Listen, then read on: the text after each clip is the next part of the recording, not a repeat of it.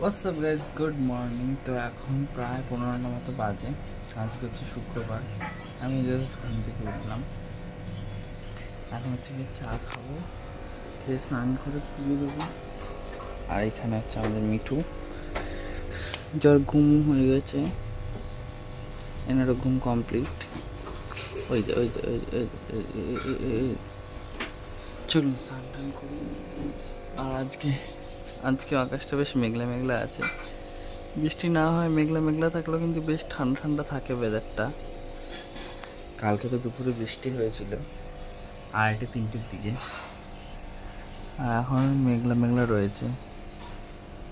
আজকেও বৃষ্টি হলে হতে পারে, তবে আজকে সন্ধ্যাবেলার দিকে হোক, দুপুরের দিকে না হলেই ভালো, বুঝলেন। চলুন চা খাই গিয়ে। আবার রোদ উঠছে, হালকা হালকা রোদটা না উঠুক, রোদ উঠলেই গরম লাগবে। চল চা খাই। তো গাইজ এখন 10:30টার মতো বাজে। আমি স্নান করে আসলাম পুজো দেবো বলে। আজকে যেহেতু অমাবস্যা, তাই জন্য অনেকে পুজো দিয়ে গেছে। বাবা মালা নিয়ে এসছে মায়ের, এখন পরাবো। এটা একজন কালকে দিয়ে গেছে মায়ের মালা, পরাবো।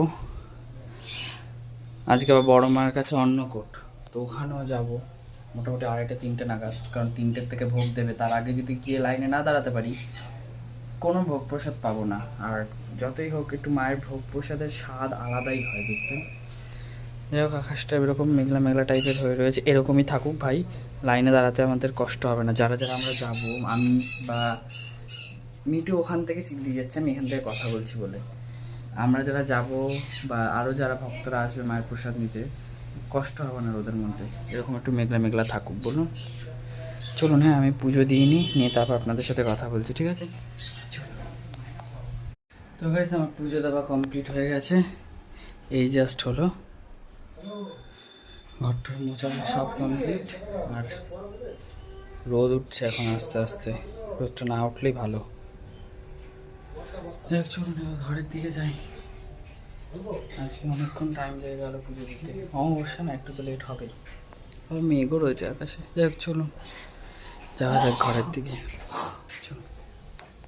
তো গাইজ, আমি বেরিয়ে গেছি হচ্ছে বড় মার কাছে যাওয়ার জন্য। আর বিশাল রোদ, এই রোদের মধ্যেই যেতে হচ্ছে, কারণ এর থেকে লেট করে গেলে আমি প্রসাদ পাবো না। যতক্ষণ অবধি, এবার তো কোনো কুপন সিস্টেম করা হয়নি, যতক্ষণ অবধি প্রসাদ থাকবে বা যতক্ষণ অবধি লাইন থাকবে ততক্ষণ অবধি প্রসাদ দেবে। তারপর আর কোনো রকম কোনো প্রসাদ দেবে না, এটা জানিয়ে দিয়েছে। তো ওই জন্য আজকে তাড়াতাড়ি বেরোলাম। তো চলুন যাওয়া যাক। তো গাইজ, এইটা হচ্ছে বড় মার অন্নকূটের ভোগ প্রসাদ নেওয়ার লাইন। বিশাল লাইন পড়েছিল খানিক্ষণ আগে অবধিও, বেশ জায়গাটা ফাঁকা ফাঁকা থাকলেও যতক্ষণ বেড়েছে ততক্ষণ তারপরে দেখি যে লাইন পড়েছে। আর বড় মার মন্দিরের সামনে আম পোড়া শরবতও দিচ্ছিলো, সেটা আর ভিডিও ক্লিপ নিতে পারিনি। তো ওখানে শরবতও দিচ্ছিলো, আর এইখানে দিচ্ছিলো ভোগ প্রসাদ। তো এইখানে গাইস, এই ব্যক্তি দেরি করে এসছে আজকে। এই হয়েছে, লাইন পড়েছে, অনেক লাইন ভাই, লাইন আর কমে না। ওনার জন্য লেট হয়েছে। কই কই কই, তুই ফেমাস হয়ে গেছিস আমার ব্লগে চট করে।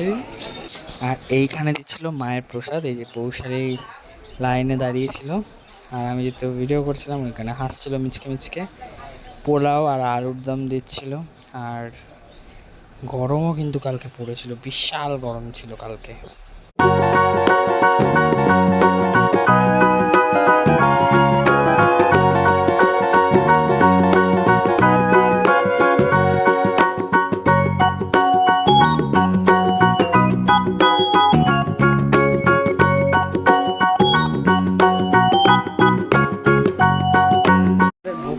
হয়ে গেছে, ঠিক আছে, আমরা একটুখানি ঘুরু ঘুরু করছি, টই টই টই টই টই করছি, কারণ আমাদের কিছু কাজ নেই। তাই আমি আর আমার বান্ধবী আর আমাদের একে অপরে আমরাই আছি গাইস।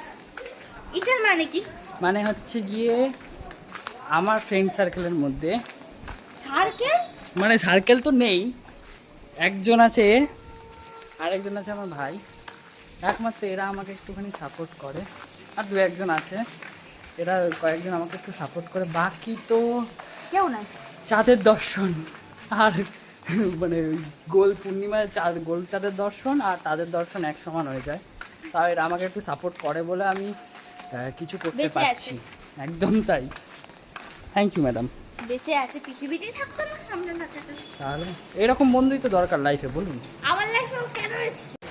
আর কালকে মাকে এত সুন্দর সাজিয়েছিল, এত ভালো আর মিষ্টি লাগছিল না মাকে দেখতে, মায়ের দিক থেকে চোখ ফেরানো যাচ্ছিল না। খুব সুন্দর লাগছিল আর খুব মিষ্টি লাগছিল মাকে দেখতে। আর স্পেশালি অন্নকূটের এই যে ফুল দিয়ে মালা দিয়ে যে সাজ, হেব্বি লাগছিল দেখতে। তো গাইজ, এই হচ্ছে বড় মা অন্নকূট। আর এখানে এলইডিতে তো দেখানোই হচ্ছে মাকে, আর এখানে চলছে মায়ের ভোগ বিতরণ। আমরা যখন নিয়েছি তখন ওদিকে দিচ্ছিল। আর এই হচ্ছে ফুল ডেকোরেশন, এত ভালো লাগছে দেখতে। ভিড় প্রচুর হয়েছিল, তবে যখন আমরা প্রথম নিয়েছি তখন একটু ফাঁকা ছিল বলে আমরা ফাঁকা প্রথম দিকে দেখেছি। এখন যে ভিড়টা আস্তে আস্তে যত বিকাল হচ্ছে তত ভিড়টা আরও বাড়ছে। প্রসাদ নেওয়ার ভিড়টা প্রচুর ভিড় হয়েছে এই মুহূর্তে। আমাদের প্রসাদ নেওয়া কমপ্লিট, আর এই হচ্ছে মা। আর এবার আমরা চলেছি বাড়ির পথে। আমাদের তো গাইজ আমাদের প্রসাদ নেওয়া হয়ে গেছে, আর ওর মাথায় ছিট উঠে গেছে, ও বাগড়ামো শুরু করে দিয়েছে রাস্তার মধ্যে। যাই হোক, মেঘ করে আসছে, আমাদের বাড়ি ঢোকার আগে যেন বৃষ্টিটা না হয়। যদি বৃষ্টি হয়, ও তুই ভিজবি, আমি ভিজবো না ভাই, আমারও তো শরীরে জন্য ভেজা। আমি ছাতা নিয়ে এসেছি ব্যাগে করে, আমার পাঠিয়ে দিয়েছি। আমার মা বিশাল বুদ্ধিমান। না না, সাইডে চল, আমার মা বিশাল বুদ্ধিমান, ছাতা ঠিক পাঠিয়ে দিয়েছে। মায়েরা বুদ্ধিমানী। জানি, এবার তুই সাইডে চল, না রিস্কা আমার পার ওপর দিয়ে চলে যাবে। তো এসছে অনেকক্ষণ, সারা দুপুরটা খেয়ে দিয়ে উঠতে এখানেই কেটে গেল অরবিন্দ রোড। আমাদের এখন অরবিন্দ রোডেই সারাদিন কেটে যাচ্ছে। আমি মা তখন যে কথা বললাম, মায়ে ফোন করেছি, মিনিটিক চলছে, ওটা আমার থাকে গাইস, মাইক অন করেছি কিনা করিনি। এতক্ষণ ঘুরে ঘাড়ে আমার বান্ধবী এখন মনে হয়েছে একটু শরীরে ফ্রুট দেবে, তাই এখন উনি পেয়ারা মাখা খেতে বসেছে। এতক্ষণ ঘুরে ঘাড়ে কিছু বলতে চান আপনি? ও টাকা খুঁজতে ব্যস্ত, ওনাকে ইগনোর করুন, পেয়ারা মাখা। এখন 10:23 মতো বাজে, খাওয়া দাওয়া কমপ্লিট। তো এখন আমি যাবো শুতে। তো গুড নাইট, দেখা হবে নতুন একটা ব্লগে। তত লাইক, শেয়ার, কমেন্ট, সাবস্ক্রাইব করতে ভুলবেন না। এই লাইফ সৌরভ। তো টাটা, সাথে থাকুন, পাশে থাকুন, টাটা।